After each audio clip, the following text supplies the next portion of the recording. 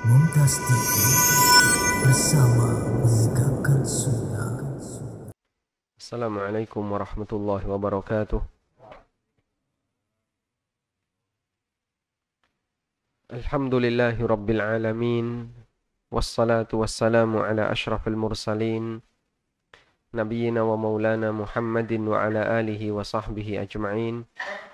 Wa ashhadu an la ilaha illallah wahdahu la syarika lah. Wa ashhadu anna Muhammadan abduhu wa rasuluh. Sallallahu alaihi wa ala alihi wa sahbihi wa man tabi'ahum bi ihsanin ila yaumiddin. Alhamdulillah, puji syukur kita haturkan kehadirat Allah Subhanahu wa taala. Di kesempatan subuh kali ini kita bisa belajar bersama di Masjid Imam Asy-Syafi'i, daerah Ampel, Surabaya. Semoga Allah jadikan forum kita forum yang diberkahi, majelis yang dirahmati oleh Allah Subhanahu wa taala, dan kita bisa mendapatkan manfaat darinya. Dan tema kajian kita insyaallah akan mengupas seputar masalah apa itu mazhab dan bagaimana hubungan antara satu mazhab dengan mazhab yang lain, serta apa yang harus kita lakukan ketika terjadi ikhtilaf dan perbedaan pendapat di kalangan para ulama. Yang ini mengambil dan mencuplik dari salah satu bab dalam buku yang kami tulis dengan judul Fikih Bermadhab. Ada yang bawa bukunya? Ada yang bawa bukunya? Nggak ada. Tayyib, berarti banyak nyatatnya ya. Nah, jamaah yang dimuliakan Allah Subhanahu wa taala.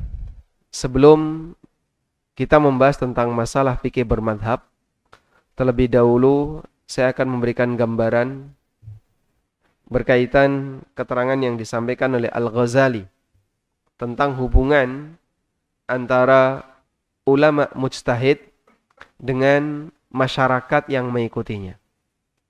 Al-Ghazali memiliki kitab usul fikih yang sangat terkenal yang berjudul dengan Al-Mustashfa, dan buku itu kemudian ditahdzib oleh Ibnu Qudamah menjadi kitab Raudhatun Nadhir. Raudhatun Nadhir ini yang dijadikan sebagai kurikulum untuk belajar ilmu usul fikih di Jamiah Islam Madinah, di UIM ya, Universitas Islam Madinah, dan juga yang dijadikan kurikulum yang ada di Libya dan beberapa kampus yang kurikulumnya menginduk kepada Madinah. Dan kitab Raudhatun Nadhir yang ditulis oleh Ibnu Qudamah secara umum memang cukup rumit untuk dipelajari, sehingga ada banyak sekali para ulama setelahnya yang membuat kitab-kitab turunannya seperti Mudzakkirah Usul Fikih yang ditulis oleh Syekh Muhammad Amin Asy-Syinkiti. Kemudian Al-Ghazali memberikan gambaran seperti apa sih sederhananya ilmu usul fikih itu. Beliau menjelaskan seperti ini. Interaksi antara kita dengan para ulama dan ilmu fikihnya itu ibarat seperti ini, Pak. Ada sebuah pohon. Pohon itu menghasilkan buah. Namun tidak semua orang bisa memetik buah dari pohon itu. Hanya orang tertentu yang punya keahlian untuk memetik buah dari pohon itu. Sementara masyarakat di sekitarnya hanya bisa menikmati buah itu jika ada orang yang bisa memetiknya. Pada saat ada orang itu memetiknya, dia akan suguhkan hasil dari buah itu kepada masyarakat. Barulah masyarakat bisa menikmatinya. Lalu beliau mengatakan, pohon ini adalah dalil. Yang dia merupakan sumber adanya buah yang dihasilkan oleh pohon. Sedangkan buah itu ibarat hukum, yang itu merupakan hasil dari dalil. Orang yang punya kemampuan untuk memetik pohon ini, memetik buah dari pohon ini, disebut sebagai ulama mujtahid. Yang dia bisa jadi punya metode yang berbeda-beda antara satu ulama mujtahid dengan ulama mujtahid yang lain. Sementara masyarakat yang ada di sekitarnya yang menikmati hasil dari buah yang sudah dipetik, ini adalah masyarakat awam yang mereka hanya bisa memahami hukum setelah mendapatkan keterangan dari ulama mujtahid. Masya Allah. Sederhana ya berarti Pak. Sehingga ilmu usul fikih itu sederhananya ada 4 unsur. Yang pertama adalah mempelajari dalil, yang itu merupakan sumber hukum. Yang kedua, mempelajari hukumnya, yang itu adalah buah dari sumber tersebut. Yang ketiga, mempelajari ulama mujtahid dan metodologinya, yang dengan itu mereka bisa mendapatkan hukum buah dari hasil dalil. Dan yang keempat adalah mempelajari masyarakat awam yang mereka sebagai sasaran untuk bisa mendapatkan sebuah hukum. Paham insyaallah? Sederhana ya? Baik. Karena kita kalau belajar sesuatu yang rumit didekatkan dengan makanan itu biasanya gampang dipahami ya. Nah, dari sinilah kita bisa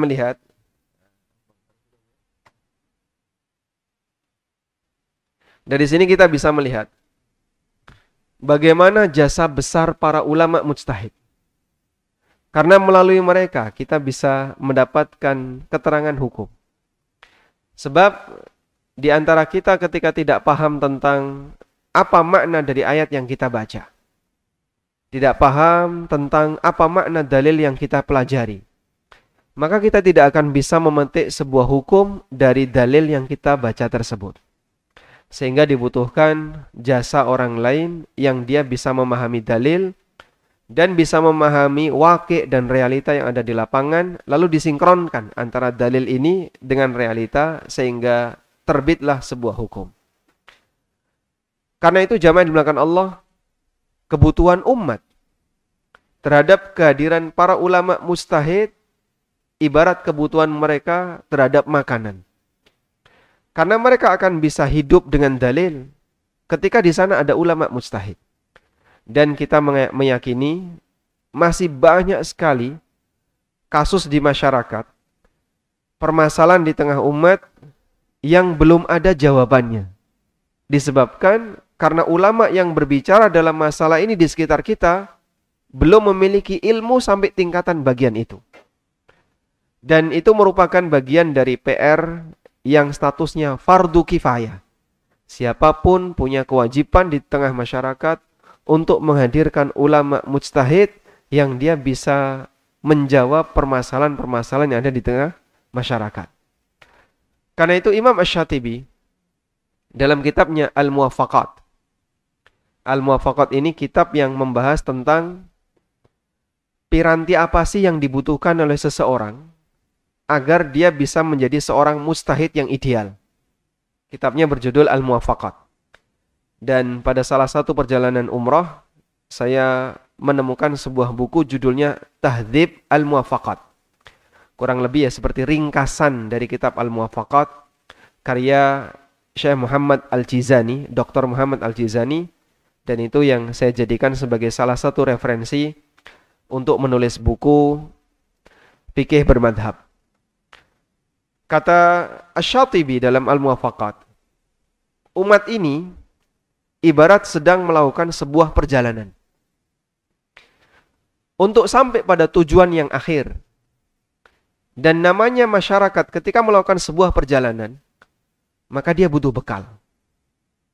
Siapa yang harus memenuhi bekal itu? Jawabannya adalah unsur yang ada di tengah umat ini. Apabila unsur umat ini tidak menyediakan bekal yang dibutuhkan oleh umat untuk menempuh perjalanan itu, maka umat ini berdosa. Karena dia berarti belum memenuhi sebuah kewajiban yang statusnya sebagai fardu kifayah. Andaikan dalam sebuah masyarakat tidak ada orang yang bisa adzan, sehingga di masjid atau di lingkungan itu tidak ada adzan. Satu kampung ini nggak ada yang bisa adzan. Padahal ini kampung muslim, baru masuk Islam misalnya. Tapi di kampung ini tidak ada satupun yang bisa adzan. Kalau adzan suaranya pasti falas. Kalau nggak falas, belepotan atau salah misalnya. Maka wajib bagi mereka untuk mendidik orang yang bisa adzan. agar fardu kifayah berupa adzan itu bisa ditegakkan di kampung tersebut. Andaikan satu kampung itu tidak ada orang yang bisa jadi imam atau bisa jadi khatib, sehingga Jumatan tidak diselenggarakan karena tidak ada satupun yang bisa jadi khatib, maka dalam kampung muslim ini wajib menghadirkan orang yang bisa jadi imam dan jadi khatib, agar kewajiban umat berupa apa? Kegiatan Jumatan, sholat jamaah bisa terselenggarakan. Demikian pula jamaah. Dalam banyak kasus kita punya banyak masalah yang itu butuh jawaban. Batasan mana yang halal, batasan mana yang haram, apalagi dalam urusan muamalah. Apalagi dalam urusan ibadah yang sifatnya kontemporer. Dan orang butuh ngerti bagaimana sih penjelasan dalam masalah itu. Kalau di tengah mereka tidak ada ulama atau tokoh masyarakat yang menyediakan waktunya untuk belajar secara lebih serius agar bisa memecahkan masalah ini, maka satu masyarakat ini berdosa. Sehingga kalau misalnya di tengah ampel ini tidak ada satupun ustadz yang mengajarkan tentang masalah fikih waris. Sampai akhirnya mereka nggak ngerti, Pak, bagaimana cara membagi waris yang benar. Akhirnya selama ini ketika mereka membagi waris itu ngawur sesuai dengan keinginan masing-masing pemilik harta. Maka satu masyarakat itu berdosa sampai ada di tengah mereka orang yang belajar tentang masalah fikih waris dan bisa menjelaskan kepada masyarakat tentang ilmu waris. Itulah gambaran kebutuhan umat jamaah yang wajib untuk kita selenggarakan, sehingga kita sebenarnya masih punya banyak sekali PR yang statusnya fardu kifayah untuk menghadirkan orang sekelas Imam Nawawi atau sekelas Ibnu Taimiyah misalnya, atau sekelas para ulama mujtahid di masa silam yang mereka bisa duduk dan memberikan pendidikan kepada masyarakat, menjawab aneka kasus yang ada di tengah masyarakat, sehingga PR-PR itu ketika tertutupi, kewajiban fardu kifayah kita telah terselenggara. Kalau sudah terselenggara, maka dosa umat tidak akan lagi ada di sana karena sudah ada yang mewujudkan. Tayyib. Kaderisasi sangat kita butuhkan, sehingga Anda naruh anak keturunan Anda di pesantren. Targetkan bukan hanya sebatas untuk menjadi pengusaha, bukan hanya sebatas menjadi dai biasa, tapi ada salah satu di antara mereka, kau harus jadi ulama mujtahid. Indonesia sudah butuh untuk itu. Sehingga masalah yang ada di tempat kita bisa dijawab melalui kehadiran mereka. Sanggup insyaallah? Insyaallah. Masya Allah. Jadikan ini sebagai harapan ya. Dan taruh harapan itu di yang muda atau yang tua? Dua-duanya. Kalau yang sudah tua nanti kehabisan nafas ya. Baru belajar bahasa Arab sudah usianya sudah mepet kematiannya. Baik, siapapun punya tugas dan beban yang sama. Dan kita berharap semoga orang yang bisa menjelaskan tentang fikih zakat dengan cara yang tepat, menjelaskan tentang fikih waris dengan cara yang tepat, menjelaskan tentang kasus-kasus muamalah, masalah kontemporer di masyarakat, agar nanti masyarakat bisa mendapatkan jawaban untuk permasalahan yang mereka punya. Yang kami lihat lebih dekat terkait kebutuhan yang ada di tengah umat adalah masalah fikih muamalah ini masih sangat kurang. Sehingga banyak kasus ketika itu mencuat di permukaan, rata-rata yang jadi referensi Dr. Irwandi atau Dr. Arifin Badri atau dokter siapa, sudah berhenti sampai di situ. Akhirnya bingung mereka. Padahal pertanyaan itu antri, Pak. Panjang sekali antriannya. Terus masalah Bapak mau dijawab tahun kapan? Nunggu sidang Dewan Fatwa. Masya Allah.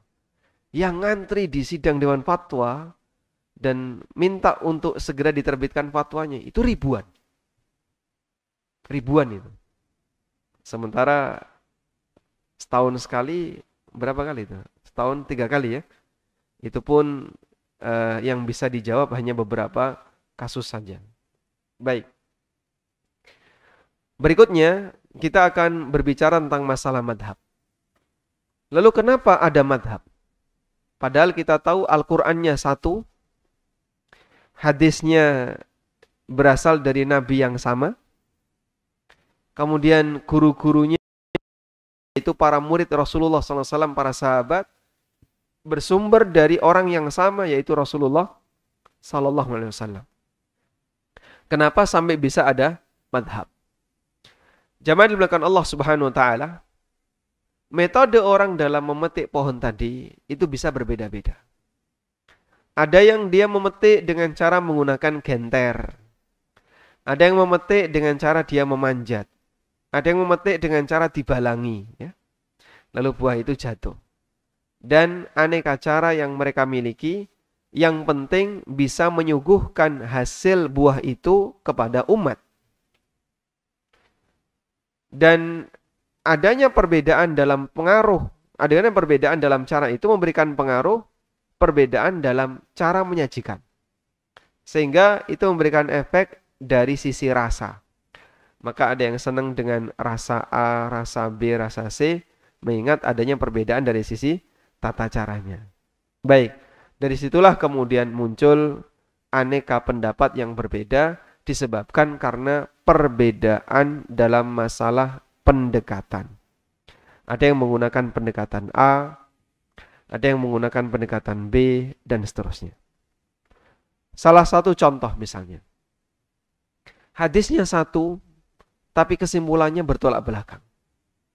Dalam sebuah hadis yang sahih, hadisnya riwayat Bukhari Muslim, Nabi SAW menyebutkan, Al-a'idu lihibadihi, kal-kalbi yaqi'u thumma ya'kulu qai'ah. Orang yang menarik kembali hibahnya, itu seperti anjing yang muntah, kemudian dia makan kembali muntahannya. Dari satu hadis ini, ada dua pendapat ulama. Pendapat yang pertama, menarik kembali hibah hukumnya haram. Karena Nabi SAW membuat perumpamaan, orang yang menarik kembali hibah yang ditarik itu seperti muntahan, kegiatan menarik kembali itu seperti makan muntahan, dan orangnya seperti anjing. Dan itu adalah perumpamaan yang sangat buruk, yang menunjukkan bahwasanya perbuatan itu sangat tercela, sehingga hukumnya haram. Sebaliknya, pendapat yang kedua mengatakan, menarik kembali hibah hukumnya boleh. Yang satu bilang haram, yang satu bilang boleh.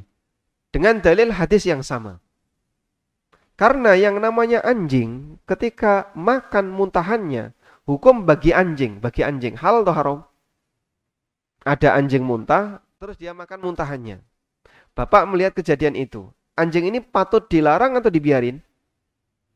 Nah, dibiarin? Dibiarin.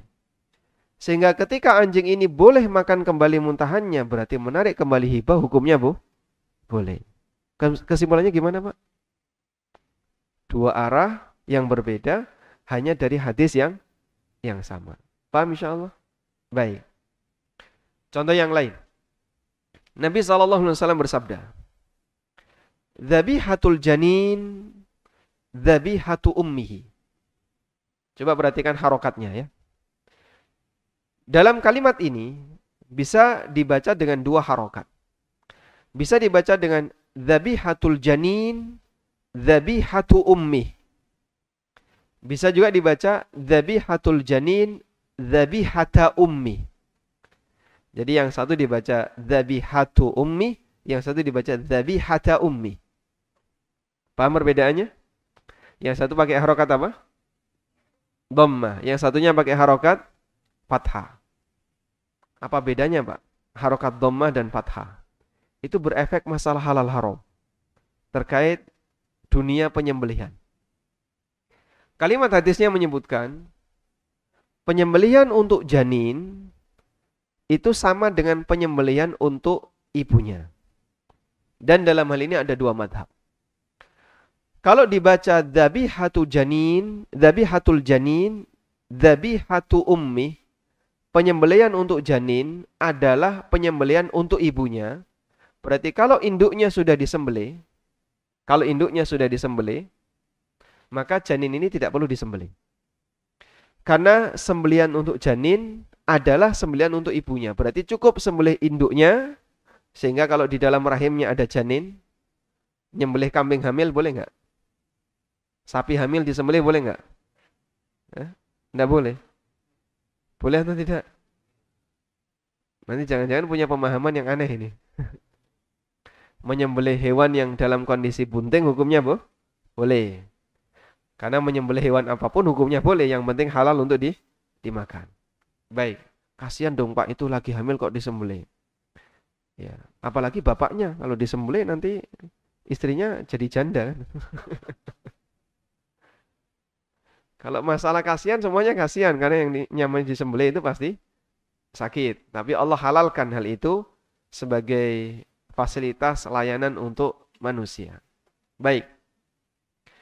Ketika orang itu menyembelih hewan yang bunting, lalu di situ ada anaknya. Apakah anaknya ini perlu disembelih ulang ataukah cukup mengikuti sembelihan ibunya? Kalau dibaca dengan kalimat dzabihatul janin, dzabihatu ummi, maka berarti janin ini tidak perlu disembelih. Cukup dengan sembelihan ibunya. Ibunya disembelih, janin ini sudah langsung dicacah-cacah, halal untuk dimakan. Tidak harus disembelih. Kita tidak bicara tega dan tidak tega, Pak ya. Kita bicara hukum halal haramnya ini ya. Paham ya? Baik. Saya nggak tega ya Pak. Kalau nggak tega itu urusan belakangan ya. Lalu yang kedua, kalau dibaca dzabihatul janin, dzabihata ummi. Sembelihan janin, dzabihata ummi, di situ mansub karena apa? Bihadzfi harfil jar. Karena ada huruf jar yang dihilangin. Kalau kita munculkan takdiruhu ka. Kalau kita munculkan maka muncul huruf ka di situ. Sehingga kalau kita baca lengkap, dzabihatul janin kadzabihati ummi. Dzabihatul janin kadzabihati ummi. Sembelihan janin itu seperti sembelihan ibunya. Berarti dia harus disembelih seperti ibunya. Dan ini mazhab Hanafiyah. Sedangkan yang pertama kali pendapat jumhur, karena itu kalau bapak ibu menyembelih hewan yang dalam kondisi bunting, kemudian ditemukan janin di dalamnya, maka apakah cukup dicacah ataukah disembelih? Jika Anda bermadzhab Syafi'iyah, maka boleh langsung dicacah dan tidak perlu disembelih. Tayyib, hadisnya satu tapi bisa menghasilkan makna yang berbeda disebabkan karena perbedaan apa tadi Pak? Pendekatan ya. Pendekatan dalam memahami dalil. Dari situlah kemudian muncul madhab. Karena pendekatan itu ternyata sudah jadi kaidah. Sehingga Syafi'iyah seperti ini kaidahnya. Nanti di Malikiyah seperti ini kaidahnya. Di Hambali seperti ini kaidahnya. Terus demikian akhirnya mengerucut menjadi madhab. Tayyib. Nah selanjutnya masyarakat yang ada di sekitarnya pada saat melihat kejadian seperti ini, mereka mempelajari di dua bagian. Yang pertama, ada sebagian masyarakat yang hanya belajar hukum tapi tidak belajar proses. Sehingga pada saat dia melihat, guru saya sedang memanjat pohon. Beliau mau memetik buah. Sudah? Lalu setelah dipetik, buah itu dihadirkan. Kita hanya mempelajari buah itu dan memakannya. Orang semacam ini, dia hanya belajar furu'ul madhab. Dia hanya belajar hasil dari kesimpulan-kesimpulan madhab. Misalnya, rukun wudhu ada berapa? Rukun wudhu ada 7. Pembatal wudhu ada berapa? Pembatal wudhu ada 8. Terus Bapak hafalkan. 1, 2, 3, 4, sampai 8. Kalau seperti ini yang kita pelajari, berarti kita hanya belajar hasil dari karya atau hasil dari ijtihad. Dan itu yang disebut dengan belajar furu'ul madhab. Belajar bagian furu', bagian cabang dari madhab. Yang dipelajari hanya hasil. Dan itu yang dominan terjadi di masyarakat. Sehingga para guru ketika mereka menjelaskan tentang masalah ilmu fikih, mereka hanya menjelaskan hasilnya. Bapak Ibu, bersentuhan antara lelaki dan wanita yang bukan mahram, wudunya batal. Yang kedua, ngentut batal. Yang ketiga, ini batal. Dan Anda hafalkan itu, menghafalkan ini disebut dengan belajar apa? Furu'ul madhab. Sehingga Bapak hanya menikmati buahnya. Sementara ada di antara muridnya ini yang belajar tata caranya. Sehingga di saat dia melihat gurunya itu memanjat pohon, mau memetik buah, dia perhatikan. Sang guru ini ketika mau memetik buah apa saja yang dilakukan. Oh, pertama sebelum memetik buah beliau senam dulu. Nah, dipelajari itu gerakan senamnya ya. Setelah dipelajari, oh beliau itu lewat samping. Nah, setelah itu beliau lompat. Habis lompat, beliau babat pakai pedang misalnya. Terus dikupas di atas. Baru setelah itu dilemparkan ke bawah. Metode itu ketika dipelajari oleh muridnya ditiru. Oleh muridnya ini ditiru. Sehingga sang murid ini belajar metodologi tadi sampai akhirnya mereka bisa meniru bagaimana cara guru ini dalam memetik buah. Untuk jenis yang kedua ini lebih tinggi daripada yang pertama karena yang dia pelajari adalah usul istidlal fil madhab. Usul istidlal fil madhab. Mempelajari prinsip-prinsip pengambilan dalil dalam masalah madhab. Dan itu lebih rumit daripada yang pertama. Nah, untuk bisa mempelajari bagian ini, orang butuh waktu khusus, ya. Dan dia harus menyediakan kesempatan yang khusus, serius dalam belajar. Kalau kemudian hanya sebatas mengandalkan kajian umum, habis maghrib sampai isya, itu pun karo ngantuk. Nah, itu tidak mungkin bisa belajar bagian ini. Atau hanya kajian-kajian tablik akbar, tidak mungkin bisa belajar ini. Yang bisa belajar ini hanya mereka yang menyediakan waktu khusus. Sehingga dia siapkan pirantinya, paham bahasa Arab, lalu ngerti tentang ilmu usul fikih, kemudian pelengkapnya ada beberapa ilmu seperti balaghah dan seterusnya. Sehingga dari situ dia bisa mempelajari sebuah dalil, kalau guru saya pakai pendekatan A, maka menghasilkan seperti ini. Dan terkadang sang murid ini punya metode yang berbeda dengan gurunya sehingga menghasilkan kesimpulan yang berbeda. Dari situlah kita bisa memahami. Imam Syafi'i kan gurunya Imam Malik. Imam Syafi'i adalah muridnya Imam Malik. Lalu kok bisa beliau punya mazhab yang berbeda dengan gurunya? Imam Ahmad kan muridnya Imam Syafi'i. Kok bisa beliau punya mazhab yang berbeda dengan gurunya? Kurang lebih seperti itu. Karena si murid ini ketika mempelajari metodologi, lalu beliau membuat metode yang berbeda. Yang menurut beliau metode gurunya kurang tepat. Akhirnya beliau membuat metode yang berbeda. Dari situlah kemudian menghasilkan kesimpulan yang berbeda. Tayyib. Namun kita perlu memahami bahwa perbedaan dalam masalah ini tidak terlalu banyak. Karena usulnya tetap kurang lebih sama, sehingga sebenarnya hasilnya yang berbeda itu tidak banyak. Lebih banyak yang sama daripada yang berbeda. Baik. Berikutnya kita akan sebutkan tentang ruang lingkup madhab. Mengenai ruang lingkup madhab. Yang pertama, bahwa ruang lingkup madhab atau perbedaan dalam madhab itu hanya berlaku dalam al-masail al-fiqhiyah. Hanya berlaku dalam permasalahan fikih. Saya ulang ya. Bahwa ruang lingkup kajian tentang madhab itu hanya berlaku dalam al-masail al-fiqhiyah. Permasalahan dalam fikih. Nah, bisa bergeser di sebelah kanan saya ini masih banyak yang longgar. Silakan bisa bergeser ke sebelah kanan, masih banyak yang longgar. Nah, saya lanjutkan.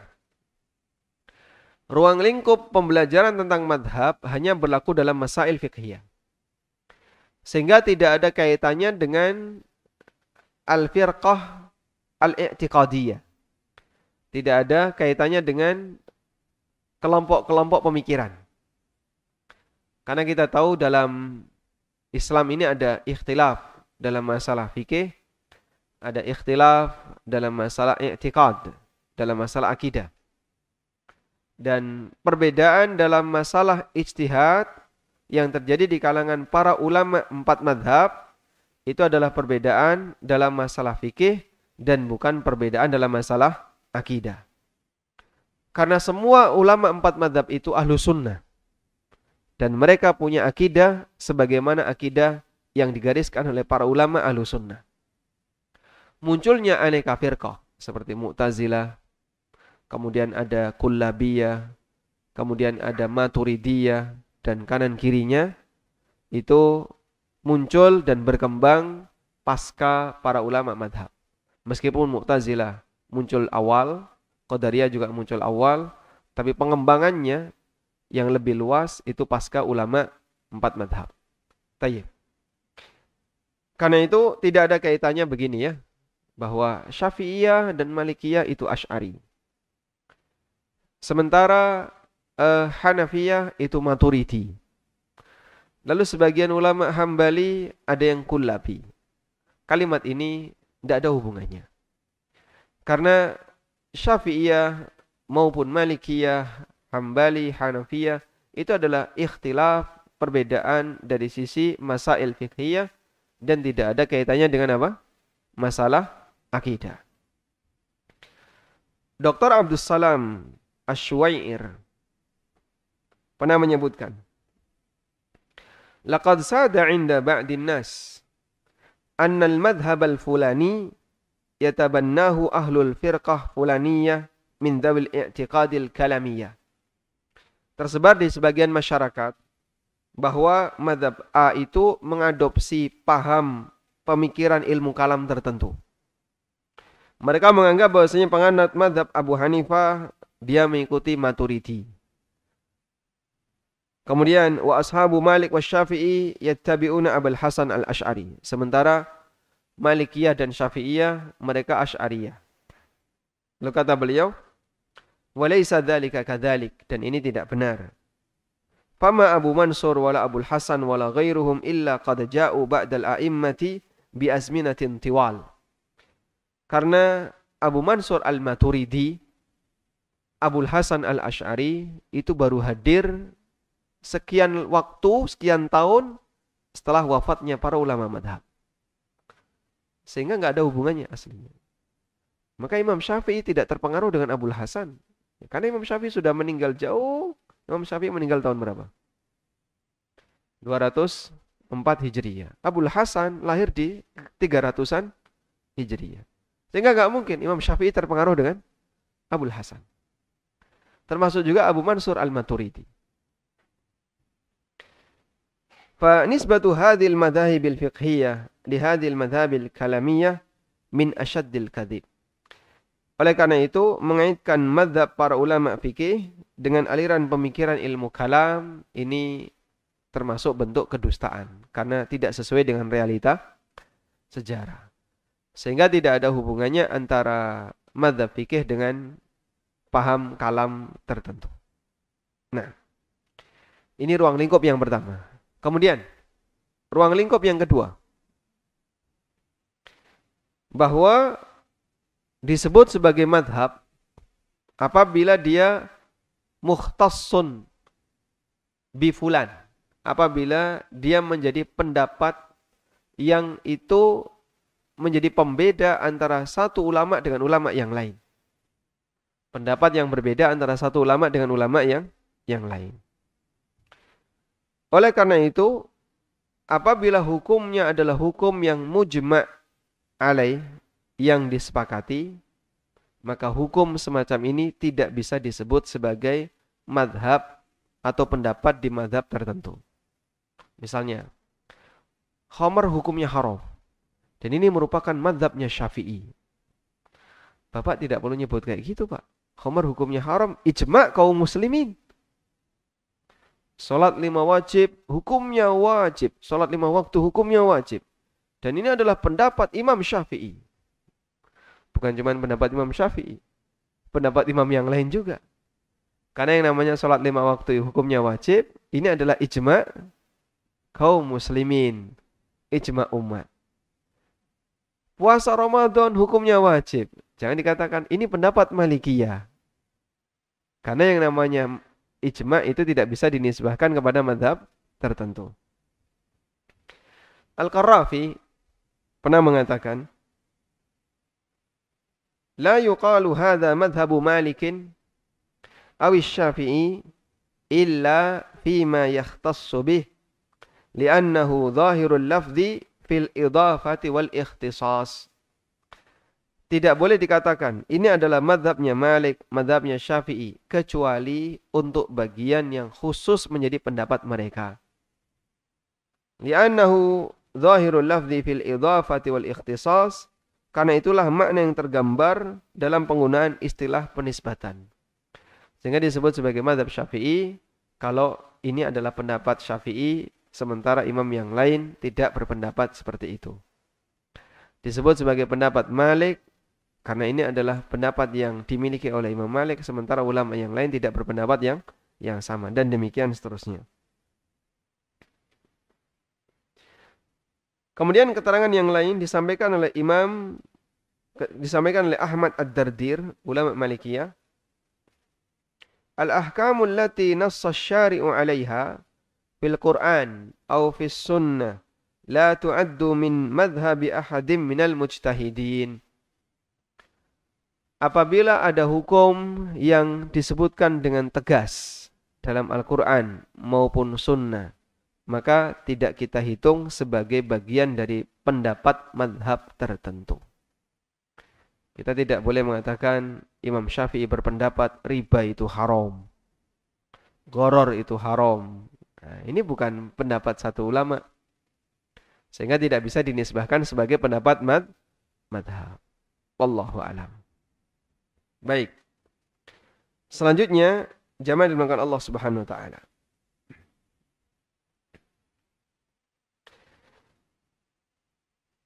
Yang menjadi pertanyaan berikutnya adalah kenapa hanya 4 mazhab yang terkenal? Kenapa hanya 4 mazhab yang terkenal? Hafal Pak 4 mazhab itu Pak? 1? Mazhab Hanafiyah. Yang kedua Malikiyah. Yang ketiga Syafi'iyah. Yang keempat Masya Allah. Mazhab yang lain ada nggak? Ada? Apa? Zahiriyah. Terus ada mazhab Al-Auza'i. Dan mazhab Al-Auza'i ini dulu sempat berkembang di daerah Andalus. Namun tidak kemudian diikuti oleh masyarakat di sana karena sudah mulai ditinggalkan, akhirnya hilang di peredaran. Dan dulu mazhab itu jumlahnya banyak sesuai dengan jumlah ulama mujtahid terkenal di zamannya. Sehingga ada Zahiri, ada mazhab Ats-Tsauri, ada mazhab Al-Auza'i, ada mazhab Al-Laitsi. Karena dulu ada imam-imam besar yang rata-rata semuanya mujtahid. Coba bayangin jamaah ya. Ada banyak sekali dalam satu kota itu, misalnya ada belasan ulama. Dan belasan itu kelasnya mujtahid semua. Sehingga mereka kalau kumpul, ada orang minta fatwa, itu dia tinggal milih. Kamu mau fatwa yang selera apa? Yang agak kenceng, yang kenceng sekali, atau yang tanpa toleransi. Sehingga dia bisa milih, saya mau ulama fulan, ulama. Ketika mereka kumpul di satu tempat. Masya Allah. Dan itu anugerah yang diberikan oleh Allah. Sebab ilmu yang tersebar di masyarakat, yang disampaikan oleh Nabi SAW, lebih banyak ditampung oleh orang masa silam. Lalu kemudian turun dari satu generasi ke generasi setelahnya hingga di zaman kita, yang berilmu dengan yang tidak berilmu banyak mana? Banyak yang berilmu ya. Banyak yang tidak berilmu. Sehingga orang mulai jadi malas belajar. Karena lebih sibuk nyambut gawe, gitu. Lebih sibuk bisnis. Akhirnya belajarnya hanya mengandalkan kajian umum. Ya. Tidak menyediakan waktu khusus. Saya mau belajar bahasa Arab sampai ngelotok. Iso moco kitab. Atau waktu khusus untuk belajar usul fikih. Ya. Kalau dulu enggak. Mereka ketika belajar itu aktivitas rutin. Sehingga di Baghdad kata Imam Ahmad, kita biasa debu-debu itu berhamburan karena para tulabul ilmi berlari dari satu majelis ilmu ke majelis ilmu yang lain. Selesai di majelis ini, di sana sudah dibuka, lari itu Pak. Nanti selesai di sana pindah lagi ke sini. Jadi banyak sekali debu. Sama seperti di tempat kita ya Surabaya, banyak debunya. Ya, debu motor ya. Karena orang ya, kejar-kejaran nyambut gawe. Dulu seperti itu Pak, kegiatannya. Dan yang hadir di majelis ilmu jumlahnya banyak sekali. Sampai sebagian gubernur itu ketakutan. Kalau ada kegiatan belajar agama, majelis ilmu. Kan yang hadir 5.000 orang. Padahal itu kegiatan rutin. Itu kegiatan rutin. Coba, tempat di mana bisa mengumpulkan 5.000 orang rutin harian. Di Surabaya ada? Hah? Pekanan ada Pak ya? Jumatan. Di Masjid Agung misalnya. Nah itu mungkin bisa 5.000. Tapi Jumatan. Itu pun yang ngantuk nggak tahu berapa ya. Baik. Sehingga kaum muslimin mengalami penurunan kualitas. Dari sisi kualitas agamanya. Meskipun ekonominya Masya Allah. Industri Islam itu maju-maju. Tapi kualitas agamanya menurun. Karena semangat mereka belajarnya menurun. Ya belajar. Namun kajian umum. Atau forum-forum. Apalagi misalnya tablik akbar ya. Tapi mereka tidak belajar untuk ilmu khusus. Makanya jamaah, kalau bapak punya keturunan yang kira-kira berpotensi, anaknya cerdas, pinter, maka sekolahkan di mana? Kedokteran. Ya. Kalau nggak kedokteran ya di mana? Di ya kira-kira kampus yang bisa menghasilkan lulusan yang mentereng. Nah kalau kemudian nggak diterima, kedokteran nggak diterima, teknik nggak diterima, komunikasi nggak diterima, sosial nggak diterima, udah kamu ini anak sisa, mlebu pondok. Makanya kumpulan pondok adalah anak sisa. Betul Pak? Hah? Betul kayak gitu? Dulu orang kayak gitu. Saya pernah ketemu orang. Saya kalau nggak diterima di sini, nggak diterima di sini, saya mau dipondokkan. Masya Allah. Di SMA 1 nggak diterima, di SMA 2 nggak diterima, SMA 3 nggak diterima, udah kamu mondok saja. Akhirnya pondok adalah kumpulan orang-orang yang EQ-nya duduk. Baik. Padahal kebutuhan umat terhadap orang yang pandai, yang cerdas untuk bicara masalah agama itu sangat besar. Sehingga jadikan orang pilihan itu untuk belajar ilmu agama.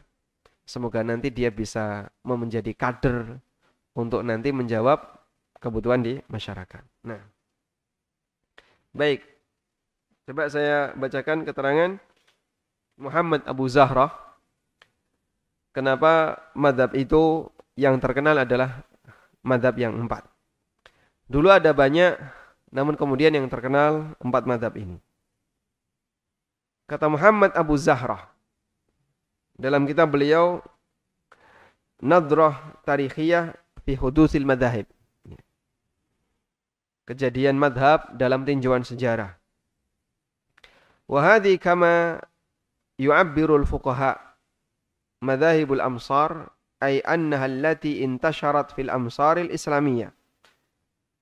Sebagaimana yang diistilahkan oleh para ulama dengan sebutan madhab dunia. Maksudnya adalah madhab yang tersebar di berbagai negara Islam. Wala yakhlu misrun minha. fala yumkinu ayyujada misrun islami khalin minha wa qad yakhlu min ba'diha wa la yakhlu min kulliha. Dan tidak ada satupun negara Islam yang kosong dari madhab. Bisa jadi di satu negara tidak ada madhab tertentu, tapi bukan berarti tidak ada semua madhab.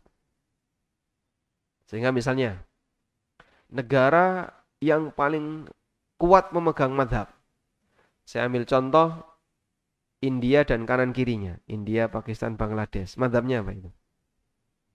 Hanafi. Dan madhab Hanafi klaim sebagian ulama terbanyak pengikutnya. Karena Indonesia memang jumlah penduduk muslimnya terbanyak. Cuman dibandingkan dengan negara yang gabung dengan negara-negara yang lainnya, kalah ya. India, Pakistan, Bangladesh, Kazakhstan, Tajikistan, stan itu ya, yang berada di atas itu.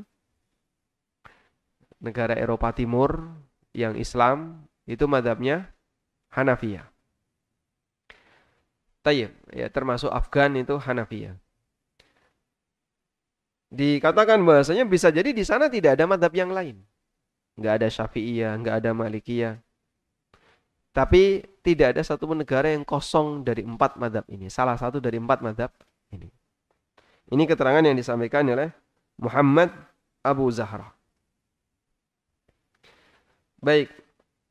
Yang menjadi penyebab kenapa madhab itu hanya 4 yang menonjol. Pertama, para murid yang lebih menonjol dibandingkan madhab yang lain. Sehingga kenapa 4 ini yang lebih menonjol?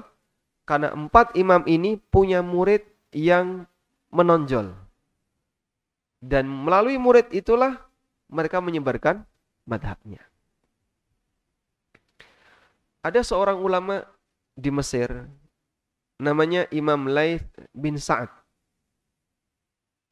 Imam Laits bin Sa'ad, rahimahullah, ini ahli hadis, ahli fikih, tapi madhabnya tidak dikenal. Kata Imam Syafi'i rahimahullah, ketika beliau memberikan komentar tentang Laits bin Sa'ad, Al-Laitsu afqahu min Malikin. Imam Laits ini sezaman dengan Imam Malik. Satu waktu hidupnya dengan Imam Malik. Kata Imam Syafi'i, Al-Laitsu afqahu min Malik. Laits itu lebih faqih daripada Imam Malik. Illa anna ashabahu lam yakumu bihi. Hanya saja murid-muridnya Laits bin Sa'ad tidak melestarikan madhabnya Laits. Sehingga Laits bin Sa'ad tidak menjadi dikenal madhabnya. Andaikan dikenal Pak, ada madhab Al-Laitsi. Tapi karena murid-muridnya tidak mengajarkan itu, akhirnya apa? Hilang. Akhirnya hilang. Dan terkadang imam mazhab menjumpai murid yang menyebarkan pendapatnya. Dan melalui murid itu, pendapat itu tersebar. Bahkan muridnya ini dipuji oleh gurunya. Seperti pujian yang disampaikan oleh Imam Asy-Syafi'i terkait muridnya yang bernama Al-Muzani. Al-Muzani salah satu di antara murid seniornya Imam Syafi'i. Kata Imam Syafi'i, Al-Muzaniyu nasiru madhabi. Al-Muzani, beliau pembela madhabku. Dan Al-Muzani punya kitab ringkasan fatwa-fatwanya Imam Syafi'i yang disebut dengan Mukhtasar Al-Muzani. Nah, yang kedua, faktor yang kedua, kenapa 4 mazhab ini yang lebih menonjol? Yang kedua adalah negara mengadopsi mazhab tertentu dan dijadikan sebagai mazhab resmi.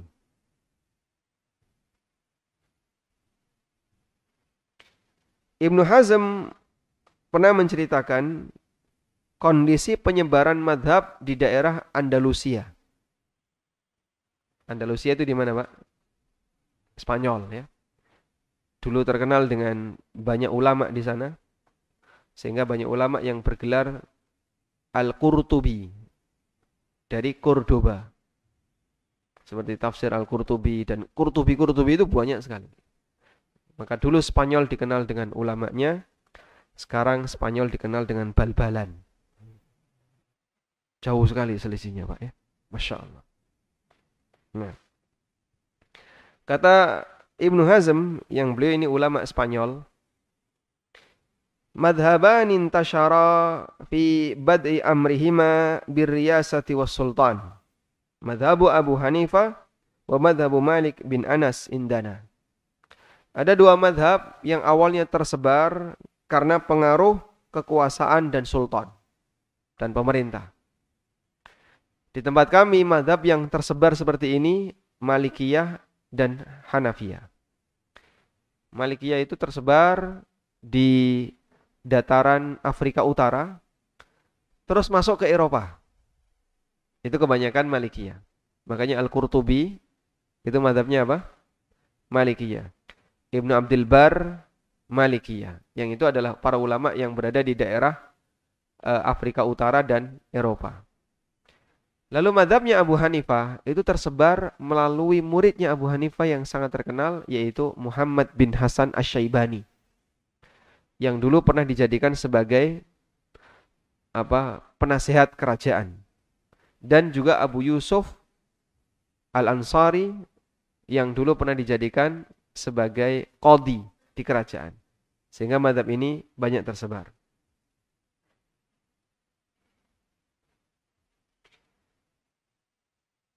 Sampai ada sebuah ungkapan bahwa madhab itu tersebar disebabkan karena dia adalah didukung oleh pemerintah. Demikian pula negara membentuk lembaga fatwa. Yang lembaga fatwa itu diwarnai oleh madhab tertentu. Ad-Dahlawi mengatakan, ayyu madhabin kana ashabuhu masyhurina wa sudda ilaihimul qada' wal ifta' washtahara tasanifuhum fin nas wa darasu darsan zahiran intashara fi aqtaril ardi. Madhab apapun yang ulamanya terkenal dan menjadi rujukan dalam masalah qada' dan fatwa, karya-karyanya tersebar di masyarakat dan mereka mempelajarinya secara terbuka, maka pasti akan dikenal di tengah umat. Kemudian juga ada lembaga pendidikan yang mengajarkan madhab tertentu. Ini yang ketiga ya, faktor yang ketiga. Kenapa 4 madhab itu yang lebih dikenal? Al-Wazir Ibnu Hubairah mengatakan, amma ta'yinul madaris bi asma'i fuqaha muayyanin fa innahu la ara bihi ba'san. Penyebutan madrasah dengan nama ulama tertentu hukumnya boleh. Dan dulu ada madrasah Imam Malik. Di situ dipelajari madhabnya Imam Malik. Ada madrasah Imam Syafi'i, dipelajari madhabnya Imam Syafi'i dan seterusnya. Seperti yang dilakukan oleh Salahuddin Al-Ayyubi pasca beliau menaklukkan Mesir dan berhasil mengalahkan Daulah Bani Fatimiyah yang berakidah Syiah Qaramitah. Salahuddin Al-Ayyubi ini merebut kampus yang dimiliki oleh Syiah. Kampus apa itu? Al-Azhar. Sehingga saat itu jatuh ke tangan kaum muslimin yang sebelumnya dimiliki oleh Syiah Qaramitah. Lalu Salahuddin menjadikan 2 madhab di Al-Azhar ini. Yang pertama adalah madhab Syafi'i dan yang kedua madhab Maliki. Dan beliau juga membentuk madrasah-madrasah khusus untuk mempelajari madhab Syafi'i dan madhab Maliki. Sehingga di Mesir menjadi terkenal dengan madhab Syafi'i dan Maliki karena negara dulu memfasilitasi hal itu. Wallahu a'lam. Ada sebuah ungkapan yang disampaikan oleh sebagian ulama Hambali. Ulama Hambali paling anti dengan yang namanya jadi qadhi. Sehingga ditunjuk jadi qadhi itu mereka nggak mau. Zuhud tidak mau untuk menjadi qadhi dan berkecimpung di dunia pemerintah. Dan kalaupun ngajar, itu muridnya sedikit. tidak sebanyak madhab yang lain. Sampai ada ungkapan Hambaliyun, para ulama Hambali telah mendolimi madhabnya.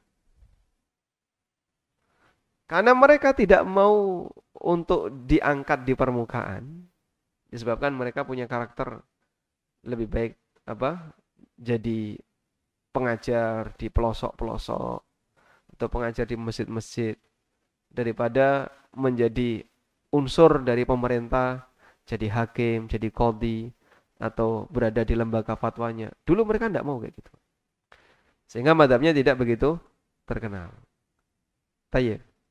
Meskipun kemudian madhab ini dikenal di sekitar Jazirah Arab, ya, Saudi, kemudian ke timur ada ya, Qatar, ada apa lagi, Uni Emirat, ada Kuwait dan kanan kirinya. Itu madhabnya Hambali. Termasuk juga Indonesia. Indonesia pengakuannya Syafi'i, tapi dominan prakteknya Hambali. Ya banyak juga yang Hambali cukup banyak di Indonesia. Sehingga penyebaran madhab Hambali di mana? Indonesia banyak sekali madhabnya Hambali. Nah, dan banyak juga Syafi'i. Meskipun jamaahnya juga nggak ngerti ya, ini mana Hambali mana Syafi'i. Pokoknya yang penting sholat pak. Wallahu a'lam. Tayyib. Sampai jam berapa kita? 5:30 ya. Nanti udah selesai ini. Nah. Tayyib, alhamdulillah mungkin sampai di sini yang bisa kita sampaikan. Dan setelah kita memahami seperti ini, kalaupun ada perbedaan madhab, maka kita akan bisa lebih dewasa dan bisa menghargai. Karena yang lebih penting dalam bermadhab itu bukan klaim dan pengakuan. Sehingga kalau misalnya saya tanya, di antara bapak-bapak yang madhabnya Syafi'i angkat tangan. Bapak yang madhabnya Syafi'i ada? Hah? Ada. Bapaknya, oh Syafi'i. Anda sholat di masjid Imam Syafi'i. Berarti madhabnya Syafi'i. Saya pernah tanya seperti itu ya dalam forum kajian. Ada nggak yang bermadhab Syafi'i? Berani angkat tangan. Baik, sekarang tolong sebutkan rukun sholat menurut Syafi'iyah. Tak ngerti dia. Loh katanya madhabnya Syafi'i. Bapak sholat pakai madhab apa? Syafi'i. Baik, sebutkan rukun sholat menurut Syafi'iyah. Tidak tahu.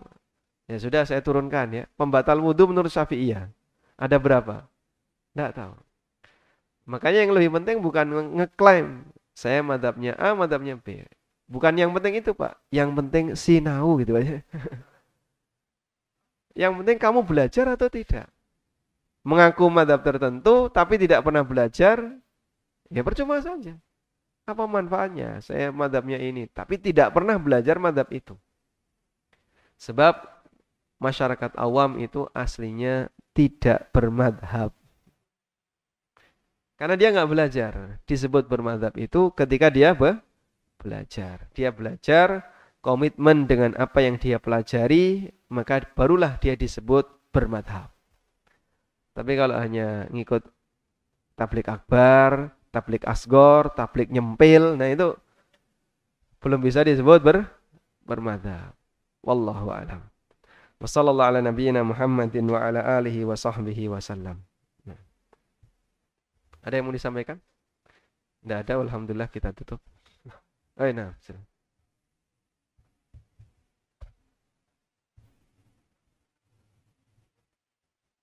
Nah, kalau pengucapan lafadz dalam sholat, ya, usolli, kemudian nawaitu al-wudu, dan aneka lafal niat yang lain, ya. Apakah itu masuk dalam furu'ul madhab? Jawabannya diperbolehkan oleh sebagian ulama madhab. Sehingga sebagian ulama madhab membolehkan orang melafalkan niat. Namun ini bukan keterangan yang bersumber dari imam madhab. Karena Imam Asy-Syafi'i rahimahullah, misalnya, beliau tidak mengajarkan pelafalan niat, tapi ada yang salah paham terhadap keterangan Imam Syafi'i. Beliau pernah mengatakan begini, la tasihhus salatu illa bin nutq. Tidak sah salat illa bin nutqi, kecuali dengan pengucapan. Baik. Apa yang dimaksud dengan bin nutqi di sini, pengucapan di sini? Sebagian ulama Syafi'iyah, Az-Zubaidi, beliau memahami bin nutqi di sini adalah dilafalkan niat untuk sholat. Tapi dibantah oleh para ulama Syafi'iyah yang lain. Zubaidi salah paham dalam masalah ini. Karena yang dimaksud la tasihhus salatu illa bin nutqi, maknanya adalah la tasihhus salat illa bi takbiratil ihram. Karena kalimat ini disampaikan oleh Imam Syafi'i sebagai bantahan bagi mazhab Hanafi yang menilai sah salat tanpa ucapan takbiratul ihram. Sehingga dalam mazhab Hanafiyah, bapak salat ya, enggak mengucapkan Allahu Akbar itu sah, Pak. Cuman diam aja. Bismillahirrahmanirrahim, alhamdulillahirabbil alamin, langsung Fatihah, Pak. Tanpa Allahu Akbar. Tanpa mengucapkan takbir. Dalam mazhab Hanafiyah itu sah. Karena mereka tidak mensyaratkan harus pengucapan takbiratul ihram. Dan kalaupun takbiratul ihram dalam mazhab Hanafiyah itu boleh selain kalimat Allahu Akbar. Yang penting memberikan makna pengagungan. Allahu A'zam, itu boleh. Allahu A'zam, Allahul Aziz, itu boleh. Yang penting ada makna apa? Pengagungan. Nah, itu dibantah oleh Imam Syafi'i, la tasihhus shalah illa bin nutq. Tidak sah salat kecuali dengan pengucapan, maksudnya adalah dengan melafalkan kalimat Allahu Akbar. Nah, namun kami tidak menjumpai adanya pendapat yang mengatakan orang yang salat tanpa melafalkan niat salatnya batal. Itu tidak ada. Adanya hanya sebagian menganjurkan, sebagian membolehkan. Dan di antara yang membolehkan adalah sebagian ulama Hambali. Tapi kalau sampai menilai batal tanpa kalimat itu, tidak ada. Wallahu a'lam. Cukup? Terkait hukum waris.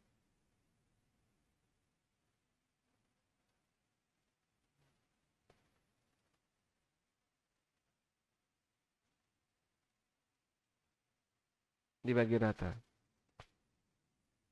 Nah, Masya Allah. Ini di luar kajian madhab ya. Kita ganti tema sekarang. Tema ilmu waris.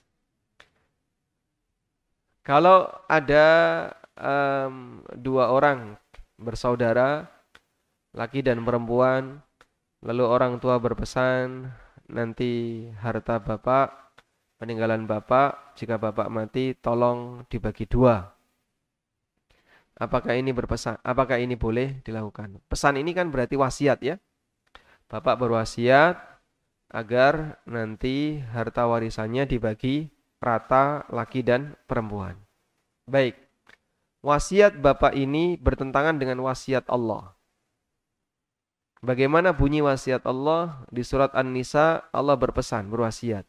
Yusikumullahu fi auladikum lidzakari mithlu hadzil unthayain. Allah mewasiatkan, yusikumullah, lafadznya yusi. Allah mewasiatkan kepada kalian fi auladikum, untuk anak-anak kalian, lidzakari mithlu hadzil unthayain.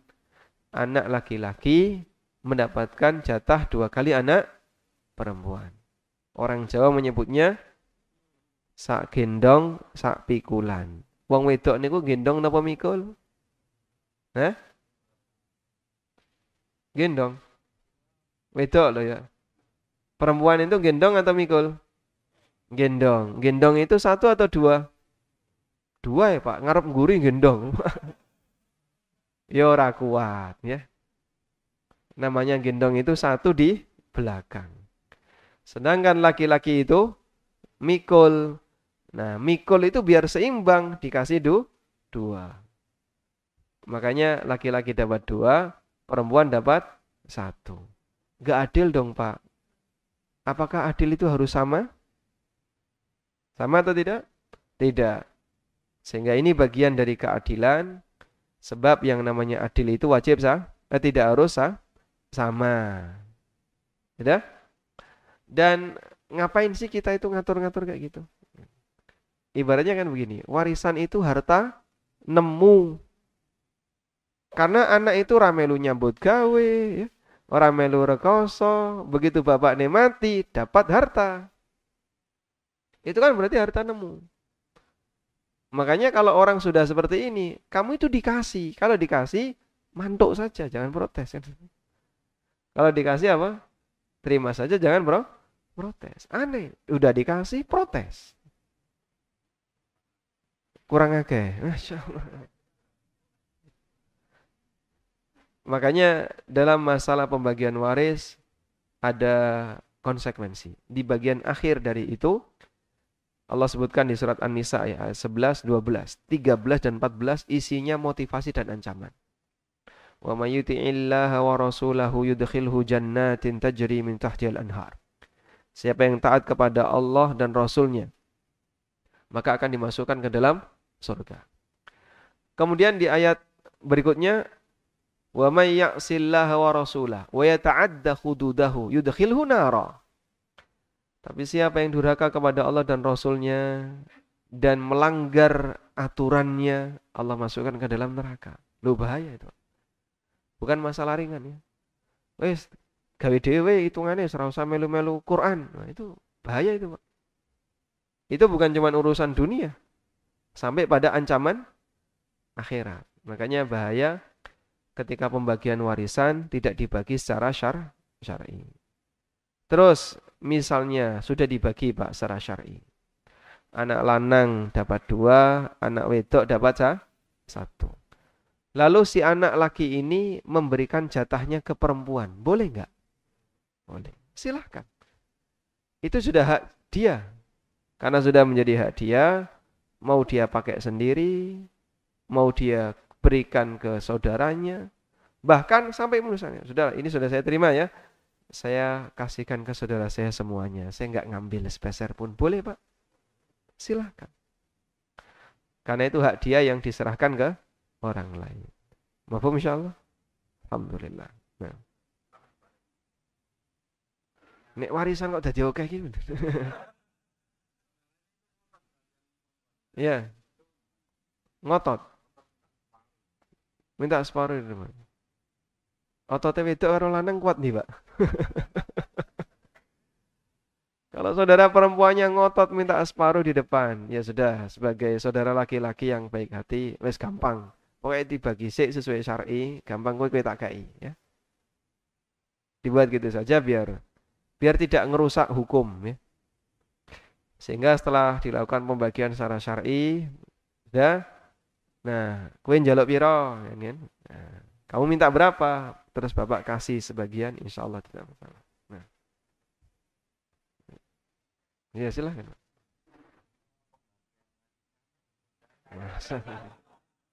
Pembagian warisan tertunda. Ya. Nah, itu yang bikin repot dalam perhitungan warisan itu kayak gitu. Itu yang disebut dengan munasakhat. Jadi ada kasus namanya kasus munasakhat. Kasus munasakhat itu pembagian warisan belum dilakukan sampai ada ahli waris yang meninggal. Akhirnya kan pembagian warisan itu tumpuk. Misalnya level 1 ahli warisnya, level 1 belum dibagi waris. Sampai ada yang meninggal di level 1 ini. Nah, meninggal di level 1 kan turun ke level 2. Dan itu memperumit perhitungan. Makanya biar nggak memperumit perhitungan waris, segera dibagi. Gitu ya. Meskipun bisa, metode seperti ini bisa. Namanya metode munasakhat. Dan teman-teman yang serius belajar waris harus bisa itu. Dulu ujian kita ya kayak gitu, Pak. Kalau munasakhat sudah bisa, berarti yang pembagian waris level 1 lebih gampang. Karena kalau munasakhat itu murakkab, bertingkat dia baginya. Tayyib. Ada di buku saya pengantar ilmu waris punya, Pak? Belum ya? Nanti bisa dibaca di bagian munasakhat itu ada metode pembagian waris munasakhat. Nah, Masya Allah. Nah.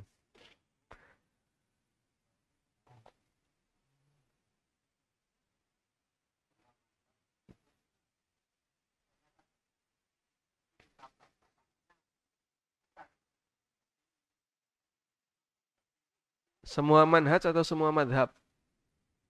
Semua manhaj itu benar atau semua madhab itu benar? Semua madhab. Baik. Baik, kita kembali ke tema ya. Apakah kita harus bermadhab? Apakah kita harus bermadhab?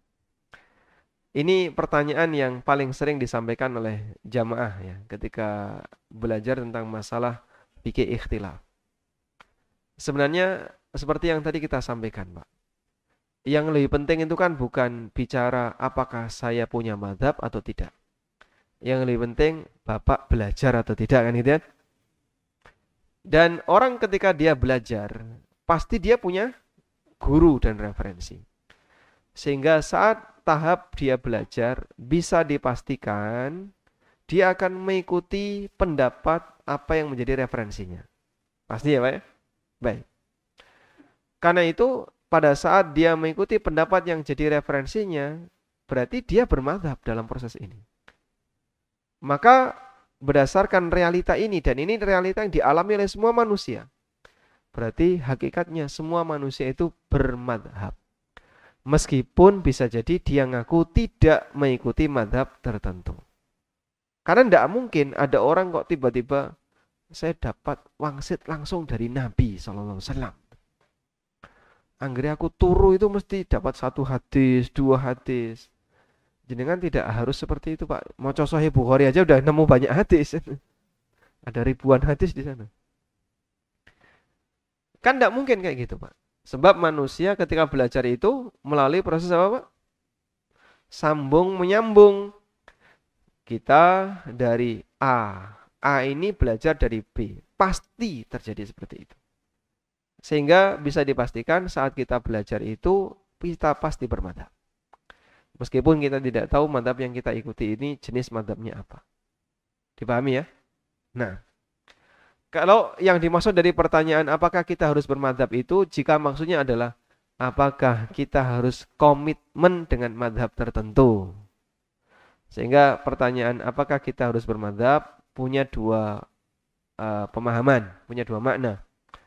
Apakah kita harus bermadhab dalam arti mengikuti tertentu? Jawabannya pasti Anda akan mengikuti pendapat tertentu. Tidak mungkin tidak.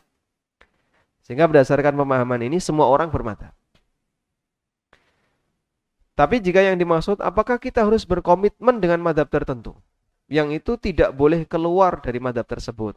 Nah kalau bagian ini jawabannya tidak wajib. Bahkan ulama 4 madhab sepakat, mereka melarang untuk mengikuti pendapatnya tanpa mengetahui dalilnya. Dan pernyataan seperti itu cukup banyak saya sebutkan di buku Fikih Bermadhab. Bukti bahwa mereka itu tidak ingin ditakliti. Kamu jangan taklid kepada saya, kamu jangan ikuti semua pendapat saya, dan seterusnya. Imam Syafi'i punya banyak perkataan seperti itu. Baik. Begitu? Satu lagi tadi apa? Nah. Apakah semua madhab itu benar? Kalau disebut semua madhab itu berada dalam ringkalan Ahlussunnah, jawabannya betul. Mereka semua Ahlussunnah. Namun apakah semua madhab itu benar? Semua pendapat madhab itu benar? Tidak mungkin Pak. Karena kebenaran itu tidak berbilang. Kebenaran itu pasti hanya satu. Misalnya, subuh itu yang benar kunut atau tidak kunut. Bapak tidak boleh mengatakan dua-duanya benar, itu tidak boleh. Hanya salah satu yang benar. Terus yang benar yang mana Mas? Yang benar adalah yang lebih mendekati dalil. Yang mendekati dalil yang mana? Bapak pelajari dalilnya. Aku raiso ya. Nah, kalau sudah mentok seperti itu, berarti Bapak ikuti orang yang paham dalil. Ada yang kemudian mengikuti madrasahnya Syafi'iyah. Lalu mereka pelajari, oh pendekatan Syafi'iyah seperti ini. Baik, saya terima, saya ngikuti. Akhirnya dia kunut subuh. Ada yang menggunakan pendekatan Hambali dan Hanafi. Hambali dan Hanafi subuh tidak kunut. Pemahamannya kayak gini. Oh baik, saya tidak kunut subuh. Sehingga saat mempelajari dalil itu, dia masuk ke salah satu ruang kelas tertentu. Dari situlah dia mendapatkan apa? Pengaruh. Sehingga dia tahu kunut atau tidak setelah dia masuk ruang kelas. Mafhum insyaallah? Nah, silakan, Bu.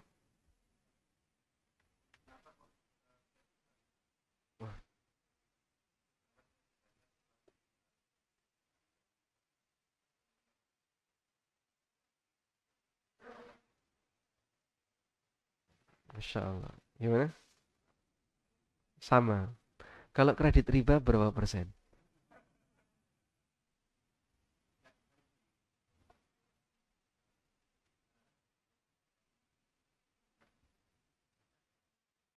Hmm. Iya. Baik. Kalau begini, Pak, misalnya. Ini ada toko ya. Ini ruko, Pak. Jajar-jajar ruko gitu kan? Jajar ruko. Nah, ruko ini ada aneka ras ya. Aneka ras. Ini sengkene Cino. Yang sebelah sini Jawa, yang sebelah sini Arab misalnya. Sudah? Terus Bapak beli. Kira-kira ketika Bapak beli, Bapak milih yang mana? Ya? Yang mana? Yang paling murah misalnya. Bapak pilih yang paling murah. Ternyata yang paling murah toko Cino, Pak. Anda beli di toko yang punya orang Cina. Sudah? Ini yang paling murah. Terus Bapak pulang, gerenengan. Itu toko Arab kok larang-larang kenapa ya? Mahal di sini apakah mempengaruhi kehalalan? Hah? Tidak ya? Tidak. Nah, mahal di sini pengaruhnya apa, Pak? Ya terserah yang dodol kan gitu. Terserah yang jualan. Ini mau jualan mahal, yang Jawa ini pertengahan, yang Cina agak murah misalnya. Ya kan terserah yang jual. Oh, ternyata setelah diteliti ono rego ono rupa kan gitu ya. Oh, pantes kenapa ini murah? KW 10 misalnya kan. Yang ini agak mahal. Oh, kualitasnya lebih dijaga. Yang ini paling mahal. Oh, ini paling bagus kualitasnya. Kurang lebih kan kayak gitu, Pak. Sehingga yang satu murah tapi rodok kotor, Pak. Bukan cuman rodok kotor banget, Pak, ini, Pak. Riba. Murah. Gak ada pilihan yang lain. Ini kok mahal. Insya Allah ini syar'i. Ya tinggal nawar saja kalau terlalu mahal ya. Ojo larang-larang wong kanca dhewe kok. Karena jeblek nih, Pak. Kanca dhewe. Kok Bapak dapat diskon walhamdulillah. Nah, satu lagi ya. Baik, boleh bilang satu lagi ya.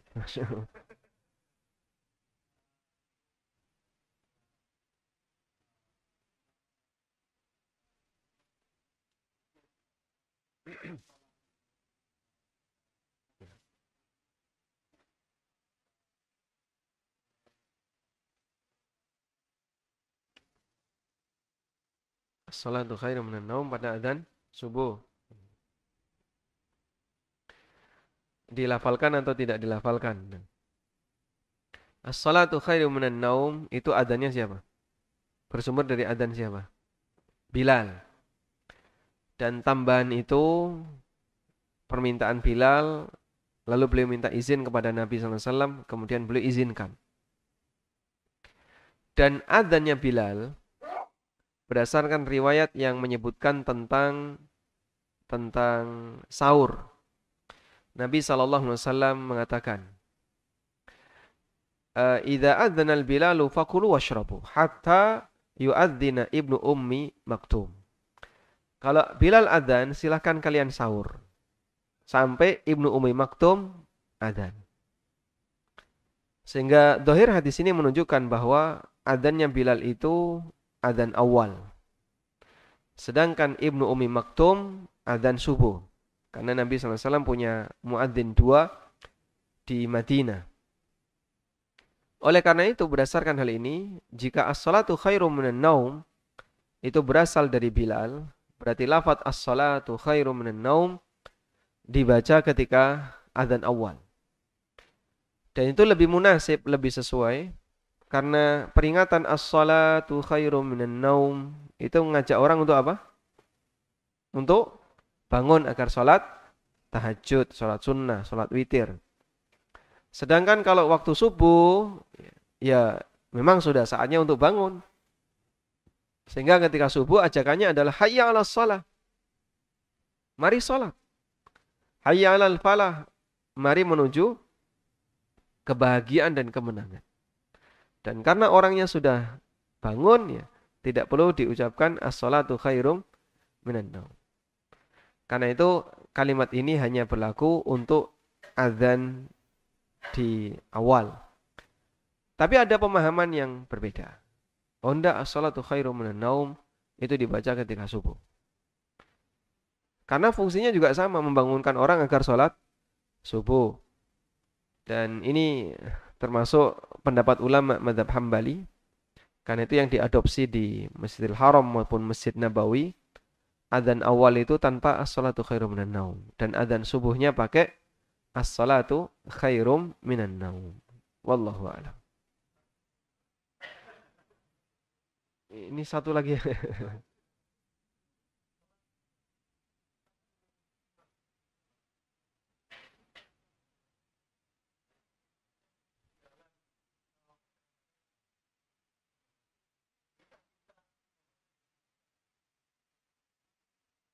Ketinggalan bacaan Fatihah, sholat sir atau sholat jahar? Sholat jahar. Berarti imam sudah masuk membaca surat, lalu Bapak baru bergabung. Apakah kita membaca surat Al-Fatihah juga? Ada dua pendapat dalam hal ini. Kalau Bapak mengambil pendapat bahwa makmum juga harus membaca Al-Fatihah, maka begitu masuk bergabung, Bapak langsung baca Fatihah. Dah? Tapi kalau Fatihahnya belum lengkap, imamnya sudah ruku. Misalnya imam selesai waladhdallin amin, Bapak baru gabung. Bapak langsung baca Fatihah, imamnya inna a'tainakal kautsar. Nah, kecepatan Bapak berbeda dengan imam kan gitu. Sehingga imamnya ruku, kita baru iyyaka na'budu wa iyyaka nasta'in. Maka makmum harus ikut ruku, tidak boleh menyelesaikan Al-Fatihah. Agar menjaga keseragaman dalam pelaksanaan sholat jamaah. Wallahu a'lam. Baik. Walhamdulillahirabbil alamin. Mana lagi yang satu lagi? Nanti kajian jam 9 di mana? Di Barata. Barata Jaya. Jauh nggak dari sini? Jauh. Dekat ya. Enggak sampai Ngawi kok ya. Masih di Surabaya. Baik. Barangkali ada beberapa pertanyaan tentang muamalah. Oh, baik. Ini ada buku apa?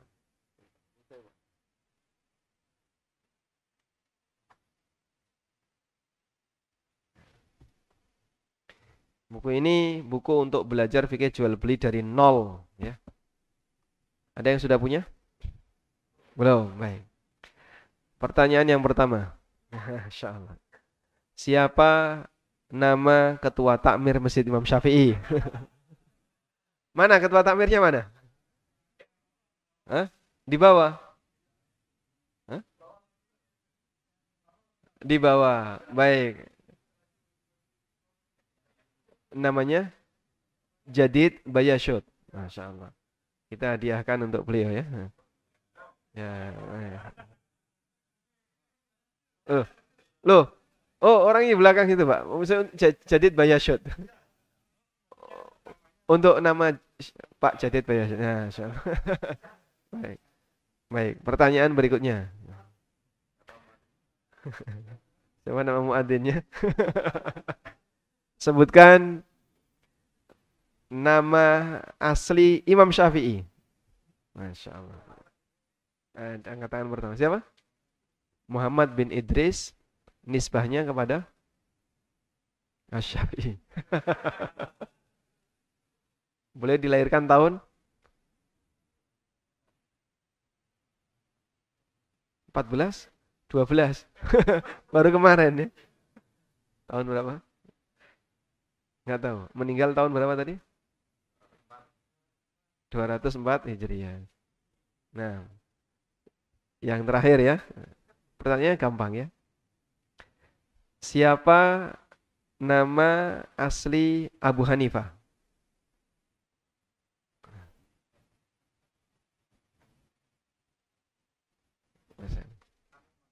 Nu'man bin Bashir. Itu sahabat. Nu'man. Apa tadi ya? Nu'man bin Thabit. Ya, Nu'man bin Thabit. Nah. Walhamdulillahirabbil alamin. Selesai ya. Nanti bagi yang ingin dapat hadiah ya, silakan datang ke Baratajaya ya. Di sana ada hadiah juga insyaallah. Yang bisa jawab pertanyaan insyaallah. Baik, demikian wassallallahu ala nabiyyina Muhammadin wa ala alihi wa sahbihi wasallam. Wa akhiru da'wana alhamdulillahi rabbil alamin. Subhanakallahumma wa bihamdika asyhadu an la ilaha illa anta astaghfiruka wa atubu ilaik. Wassalamualaikum warahmatullahi wabarakatuh.